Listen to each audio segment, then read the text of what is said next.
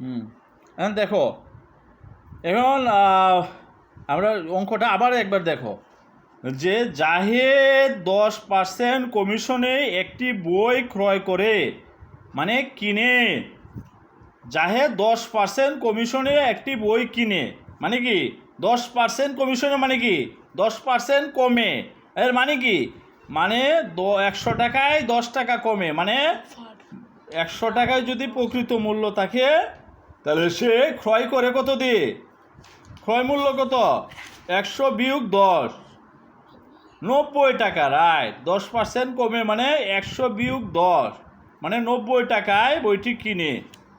দোকানিকে 180 টাকা দিল, আর দোকানি কি করলো, 180 টাকায় রেখে দিল, তাইলে সে ক্রয় মূল্য হলো তার 180 টাকা, রাইট। হ্যাঁ, এটাকে তাকে অফার করেছে, তাই না? হ্যাঁ, 10 টাকা তাকে মানে 100 টাকায় 10 টাকা তাকে অফার করলো, কমে দিল, কমিশনে দিল। তাইলে সে 180 টাকা দিয়ে বইটি কিনলো। হ্যাঁ, এখন বলছে যে তাহলে বইটির প্রকৃত মূল্য কত। আচ্ছা, আমরা বা গায়ে কভার মূল্য কত, বা কত টাকা বইটির গায়ে লেখা আছে। হ্যাঁ, এটাকে বলা হয় বইটির প্রকৃত মূল্য কত। এখন আমরা কিভাবে করতে পারি অঙ্কটা? এই অঙ্কটা করতে পারি এভাবে যে সমাধান দেওয়া আছে বইটির ক্রয় মূল্য 180 টাকা। এই যে এখানে 180 টাকা দেওয়া আছে, দেখো। অর্থাৎ 180 টাকা দিয়ে বইটি কিনলো, দোকানে গিয়ে 180 টাকা দিচ্ছে, সে তো আর ফেরত দেয় নাই। তার মানে বইটির মূল্য কত নিয়েছে, 180 টাকাই নিয়েছে। অর্থাৎ বইটির ক্রয় মূল্য 180 টাকা। এখন দেখো, তাহলে আমরা এই অঙ্কটা কি বলতে পারি, বলতে পারি যে দেওয়া আছে, যে দেখো কি দেওয়া আছে, যে বইটির ক্রয় মূল্য 180 টাকা। এই যেখানে দেওয়া আছে, যে দেওয়া আছে বইটির ক্রয় মূল্য 180 টাকা। আবার কি দেওয়া আছে, আবার দেওয়া আছে যে 10% কমিশনে বইটি ক্রয় করে। অর্থাৎ আবার দেওয়া আছে 10% কমিশনে বইটি ক্রয় করে, অর্থাৎ বইটির প্রকৃত মূল্য 180 টাকা হলে, 100 টাকা হলে ক্রয় মূল্য হলো 10% কমিশন, তো তাহলে 10 টাকা কম, কম হইলে বিয়োগ 100 বিয়োগ 10, 10% কমিশন, তাহলে 100 বিয়োগ 10 সমান 90 টাকা। অর্থাৎ বইটি 10% কমিশনে বইটি ক্রয় করে, অর্থাৎ বইটির প্রকৃত মূল্য 100 টাকা হলে ক্রয় মূল্য হলো 10% কম, তো 10% কমিশন, তাহলে 10 কম, 100 বিয়োগ 10 সমান 90 টাকা। পরিষ্কার না, পরিষ্কার না? হ্যাঁ, পরিষ্কার, ভেরি গুড। এখন কি লিখতে পারি আমরা? হ্যাঁ, এখন দেখো আমরা কি পাইলাম এখানে, কথাটা কিন্তু কি পাইছি, 10% কমিশনে বইটি ক্রয় করে, অর্থাৎ বইটির প্রকৃত মূল্য 100 টাকা হলে ক্রয় মূল্য হলো 100 বিয়োগ 10 সমান 90 টাকা। কিন্তু আমাদের এখানে চাইছে কি, দেখো বইটির প্রকৃত মূল্য কত, মানে বইটির কভার মূল্য কত, গায়ে কত লেখা আছে বইটির, এটা চাইছে, মানে প্রকৃত মূল্য কত বইটির।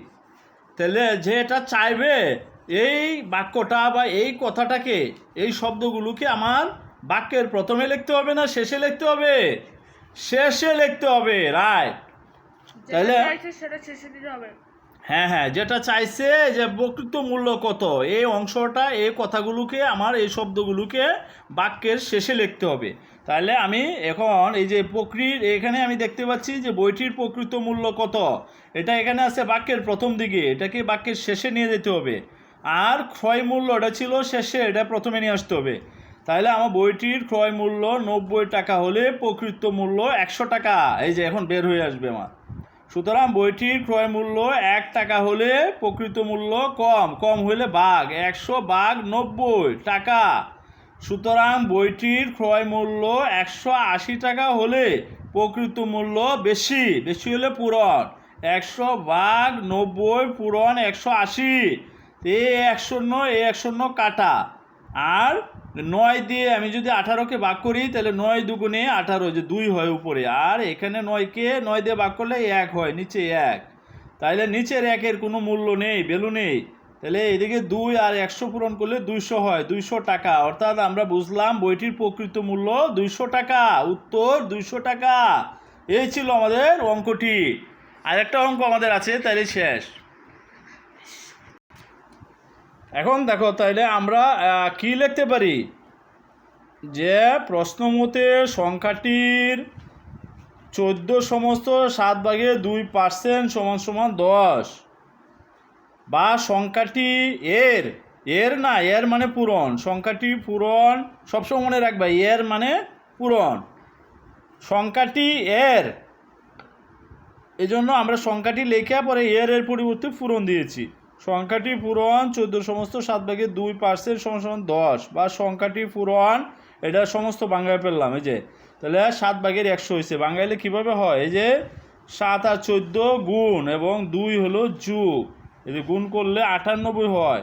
4 7 28, 8 হাতে আছে 2, 7 কে 7 আর 2 9, আর এই যে উপরে 2, এই 2 যোগ করলে হয় 100। তাহলে হচ্ছে আমাদের 7/100, তাই না? এই যে 7/100% সমান 10, বা সংখ্যাটি পূরণ 7/100 গুণ 100/1, কেন পার্সেন্ট সমান হলো 100/1। এখানে সম্ভব হলে লিখে দিবা ব্র্যাকেটে, যেহেতু এখানে, এই যে এখানে লিখে দিব যে যেহেতু পার্সেন্ট সমান 100/100, এরকম থার্ড ব্র্যাকেটের ভিতরে জায়গা নেয়া। ওকে, তারপরে আমরা কি করছি তাহলে, এই যে সংখ্যাটি পূরণ 7/100 গুণ এই যে 100/1, কেন যেহেতু এই যে যেহেতু পার্সেন্ট সমান 1/100, অর্থাৎ 100/1, এই 100/1 লিখে দিচ্ছি পার্সেন্টের পরিবর্তে, সমান 10, বা সংখ্যাটি পূরণ কি নিচে এই যে 700 আর উপরে 100, আর 1 গুণ করলে 100 হয়। এই 2 শূন্য উপরে 2 শূন্য নিচে 2 শূন্য কেটে দিলাম, আমার থাকে হলো 1/7। তো সংখ্যাটি কি, এখানে আর একটু আমরা লিখতে পারতাম আর একটা লাইন, আচ্ছা যাই হোক। এখন এইদিকে গুণ থাকলে ওইদিকে কি হয়ে যাবে, ভাগ। হ্যাঁ, তাহলে সংখ্যাটি সমান কি, এদিকে 1/7 কি ছিল, গুণ ছিল, ওইদিকে কি হয়ে যাবে, ভাগ হয়ে যাবে। এই যে 10/1/7 সমান 10, ভগ্নাংশের সময় গুণ দিলে কি হয়ে যায়, এরপরের গুণের পরে উল্টে যায়, উল্টে গিয়ে কি হয়ে যাবে, 7 চলে যাবে উপরে, 1 চলে যাবে নিচে, 1/7 হয়ে গেল। তাহলে অর্থাৎ 7 দশে 70, আর নিচে আছে 1 একে 1, একের কোনো দাম নাই, এই জন্য 70ই রইল। সুতরাং সংখ্যাটি 70। এভাবে আমাদের প্রথম অংশ করতে হবে। তা ক আমাদের শেষ। এরপরে খ কি বলেছে, খ বলেছে প্রতি ডজন বা 12টি কলার বর্তমান দাম কত, বের কর। হ্যাঁ, তাহলে খ নম্বরের অঙ্কটা আমরা কি করব, খ নম্বরে করব যে কলার দাম 14 সমস্ত 7/2%, বা পার্সেন্ট লিখে দিব, পার্সেন্ট বা 7/100% কমে যাওয়ায় 100 টাকায় কমে 7/100 টাকা। তো পার্সেন্ট মানে 100 টাকায়, 100 টাকায় কমে 7/100%, মানে 100 টাকায় কমে 7/100 টাকা। সুতরাং 100 টাকায় কমে 7/100 টাকা, 1 টাকায় কমে কম হইলে ভাগ 100, এনে ছিল কি 100/7 ভাগ 100, যেহেতু 1 টাকায় কম হয় তাহলে এই জন্য ভাগ 100 তো টাকা। সুতরাং 420 টাকায় কমে, 420 টাকায় কি কমে, কম না বেশি, বেশি হলে পূরণ, 420 পূরণ হয়ে গেল।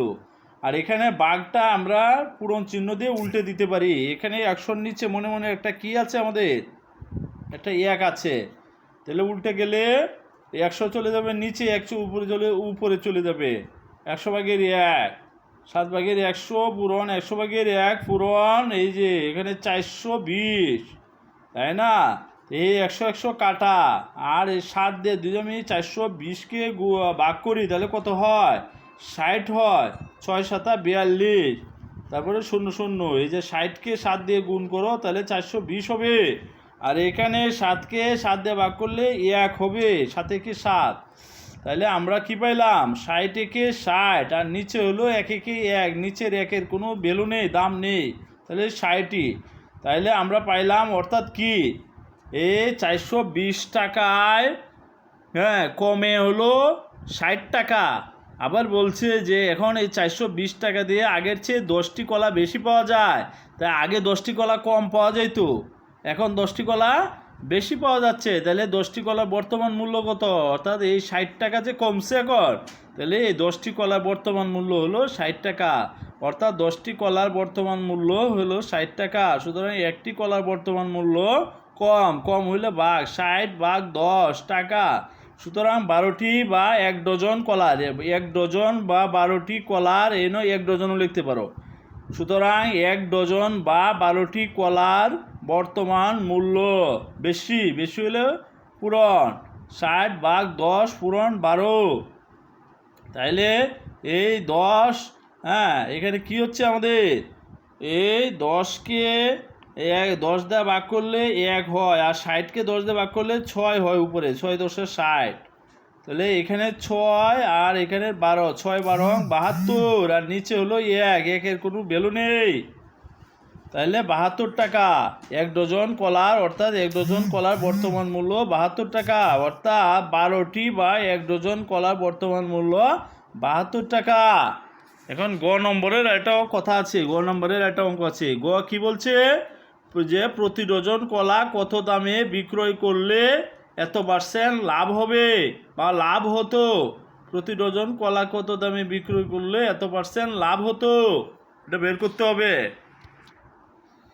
হ্যাঁ, তাহলে গ নম্বরের অঙ্কটা আমরা কিভাবে করতে পারি, গ এখানে কি চাইছে, গ নম্বরের অঙ্কটা চাইছে কি, গ কি চাইছে, গ আমাদের চেয়েছে কি চাইছে, গ চাইছে হলো যে প্রতি ডজন কলা কত দামে বিক্রয় করলে এত % লাভ হবে, প্রতি ডজন কলা কত দামে বিক্রয় করলে 33/3 লাভ হতো। তাহলে আমাদের গ নম্বরের অঙ্কটা কি বলতে পারি, যে এখানে বর্তমানে কলা 12টা কলার দাম কত, 72 টাকা, এটা কিন্তু আমরা এখানে পাইছি। এই যে বর্তমানে যে খতে দেখো কি পাইছি, বর্তমানে 1 ডজন বর্তমান মূল্য হলো, 1 ডজন কলা বর্তমান মূল্য 72 টাকা, বা 12টি কলার বর্তমান মূল্য হলো 72 টাকা। তাহলে এটা আমার ধরে রাখতে হবে, যেখানে প্রথমে আমি লিখব যে খ হতে পাই 1 ডজন বা 12টি কলা বর্তমান মূল্য 72 টাকা। আচ্ছা, এখন কি বলছে যে এত % লাভ, কত %, 33/3 লাভে বা 3/100% লাভে, অর্থাৎ ক্রয় মূল্য 100 টাকা হলে বিক্রয় মূল্য এটা যুগ হবে। আবার যদি অঙ্কটা বলতো যে এত % ক্ষতিতে বা এত % লোকসানে, তখন কিন্তু হবে ক্রয় মূল্য 100 টাকা হলে বিক্রয় মূল্য লোকসান হলে বিয়োগ বা ক্ষতি হলে বিয়োগ, আর যেহেতু এখানে লাভ বলছে লাভে যোগ, তাহলে কত % লাভ, 3/100% লাভ, তাহলে ক্রয় মূল্য 100 টাকা হলে বিক্রয় মূল্য হলো 3/100 যোগ হয়ে যাবে, 100 যোগ 3/100 এত টাকা। সুতরাং ক্রয় মূল্য 1 টাকা হলে বিক্রয় মূল্য কম না বেশি, কম, কম হইলে ভাগ, আর আগের যেটা ছিল এই যুগটা তুমি এখানে করবা, কিভাবে করবা, এই যে যুগটা আমি উপরে একটু রাফ দেখাইলাম, এই যে 100 যোগ 3/100, এখানে মনে মনে 100-র নিচে একটা 1 আছে, 1 আর 3-এর লসাগু হলো 3। তাহলে আবার এই ভগ্নাংশের যুগের নিয়মটা কি, বা প্রথমে লসাগুকে কি করতে হয়, প্রত্যেকটা ভগ্নাংশের হর দিয়ে ভাগ করতে হয়। তাহলে 3কে 1 দিয়ে ভাগ, এই যে এখানে ভাগ চিহ্ন আমি দিয়ে রাখছি, 3কে 1 দিয়ে ভাগ করলে 3ই হয়, আর এই ভাগফলের সাথে উপরেরটা কি হয়, গুণ হয়, যে গুণ চিহ্ন দিয়ে রাখছি। তাহলে 3 আর 100 গুণ করলে 300 হয়, 300 যোগ, হ্যাঁ এখানে কি হবে, এই যে 300 হবে, 300 যোগ 100, 300 যোগ 100 কিভাবে 100 হলো? 100 হলো এভাবে, এই যে এখানে 3 দিয়ে পরে 3 দিয়ে লসাগুকে ভাগ, এই যে ভাগ, তাহলে হয় 1, আর 1 দিয়ে এই যে উপরেরটাকে গুণ, এই যে গুণ চিহ্ন দিয়ে রাখলাম আমি, ভাগফলের সাথে উপরেরটা গুণ, তাহলে 1 এর সাথে 100 গুণ, 100 কে 100, এই জন্য তাহলে কি হয়েছে 3/300 যোগ 100, এই কথাটাই আমরা লিখছি এখানে 3/300 যোগ 100। আর এখানে যেহেতু ক্রয় মূল্য 1 টাকা হলে বিক্রয় মূল্য কম, কম হইলে এখানে ভাগ হয়েছে, যে ভাগ 100। ওকে, 3/300 যোগ 100, এই ভগ্নাংশের যুগটা থেকে আমরা এটা পাইলাম, কিন্তু এই যে উপরে দেখাইছি 3/300 যোগ 100 ভাগ 100, এখানে 100-র নিচে মনে মনে একটা 1 আছে, তাই না? ওকে, তাহলে কি, সুতরাং ক্রয় মূল্য 72 টাকা হলে বিক্রয় মূল্য কি হবে? বেশি হবে। আর এইদিকে আমরা কি করলাম, এই ভাগটাকে গুণ চিহ্ন দিয়ে উল্টে দিলাম, তো 3/400, এই যে এখানে 300 আর 100 যোগ করলে 400 হয়, 3/400, এখানে ভাগের পরিবর্তে গুণ দিয়ে আমরা এটা উল্টাই দিলাম, উল্টাই দিলে 100-র নিচে চলে যাবে আর এই 1 উপরে চলে যাবে, 100/1 পূরণ। এখানে 72 টাকা যেহেতু, তাহলে বেশি হবে, বেশি হলে পূরণ, এই জন্য 72 পূরণ হয়েছে। তাহলে আমরা কি করতে পারি এখন? কাটাকাটি যাবে, হ্যাঁ, এই 100, এই 2 শূন্য কাটা, বা আমরা এও করতে পারি, 100-কে 100 দিয়ে ভাগ করলে 1, আর 400-কে ভাগ করলে 4, তাই না? 4, আর এখানে হলো কি, উপরে 72-কে 3 দিয়ে ভাগ করি, এখানে 3-একে 3, আর এখানে 72-কে আমি যদি 3 দিয়ে ভাগ করি তাহলে কি হয় আমার? 3 দুগুণে 6, 12, 6 দুগুণে 3 4 12, 4 হয় মানে 34। দেখো 72-কে আমি যদি ভাগ করি, এই যে 72-কে আমি যদি 3 দিয়ে ভাগ করি কি হয়? 3 দুগুণে 6, 1 12, 3 4 12, তাই না? তাহলে আমার কত হইলো? 24। ও, এখানে 34 না, এখানে হবে কত? 24 হবে। 24 আর 4 গুণ করলে কত হয়? 24 আর 4 গুণ করলে কত হবে? 24 আর 4 গুণ করলে আমার কত হয়? 4 4 16, 6 হাতে আছে 1, 4 দুগুণে 8 আর 1 9, 96। তাহলে কত হলো আমার? 4 আর 24 গুণ করলে 96। আচ্ছা, এভাবে লিখতে পারি, 4 গুণ 24 টাকা, এত টাকা, বা সমান সমান 96 টাকা। অর্থাৎ 72টি, মানে যে এই যে 72 টাকায় বিক্রয় করতে হবে কত? 72 টাকা এখন বর্তমানে ক্রয় মূল্য হলে বিক্রয় করতে হবে 96 টাকা, যদি এত % লাভ করতে হয়। বুঝতে পারছি আমরা অঙ্কটা? হ্যাঁ, ভেরি গুড। তাহলে এই এখন আমরা অঙ্কটা শেষের দিকে শেষ করে দিচ্ছি, শেষে কিছু কথা বলে নিতে চাই। হ্যাঁ, কি কথা বলতে চায়? যে কি করতে হবে, আমাদের বাবা মাকে সেবা করতে হবে, বাবা মায়ের পায়ের নিচে সন্তানের বেহেস। হ্যাঁ, তাহলে অবশ্যই আমাদের কি করতে হবে? মাকে সম্মান করতে হবে। আবার বলছে যে মা যে নাকি মায়ের পায়ে চুম্বন করলো সেজন্য জান্নাতের চৌকাঠে চুম্বন করলো। আবার বলছে হাদিস শরীফে যে বাবা অসন্তুষ্ট হলে আল্লাহ অসন্তুষ্ট হয়ে যান। তাহলে বাবা মা অসন্তুষ্ট হলে কি হয়ে যায়? আল্লাহ অসন্তুষ্ট হয়ে যায়। বাবা মা খুশি হলে আল্লাহ তাআলা খুশি, এই জন্য বাবা মার সেবা করলে আল্লাহ তাআলা খুশি। বুঝতে পারছি আমরা বিষয়টা? ওকে, আর হলো যে লাস্ট কথাটা বলতে চাই, সময় ও নদীর স্রোত কারোর জন্য অপেক্ষা করে না, সময়কে প্রপার ইউটিলাইজ করতে হবে, অর্থাৎ কাজে লাগাইতে হবে। সময় তরবারির চেয়ে দাঁড়ালো। তুমি যদি সময়কে ব্যবহার করতে না পারো, সময় তোমাকে কেটে ফেলবে, টুকরো টুকরো করে ফেলবে। এই জন্য আমাদের সময়কে প্রপার কাজে লাগাইতে হবে।